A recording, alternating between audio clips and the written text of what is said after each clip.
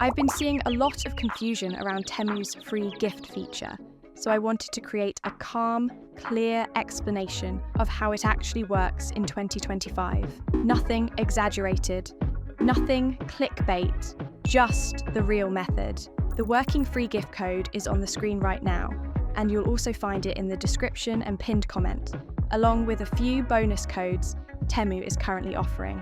Here's how to activate your free gift properly. Open the Temu app. Scroll down until you see the free gift option and tap it. The app will immediately prompt you for a code. Enter the one you see here or copy it from below. This unlocks your progress bar. That bar is essentially Temu's way of tracking your engagement. Temu will give you a few small tasks. Open a category, preview a product, tap a recommended item, look at a limited offer.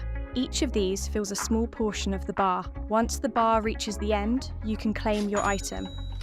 And yes, Temu does ship it. People have gotten everything from small accessories to electronics. If you'd like to try it, the code is on the screen again. Full details and bonus codes are in the description. And if you do unlock something, feel free to share it in the comments.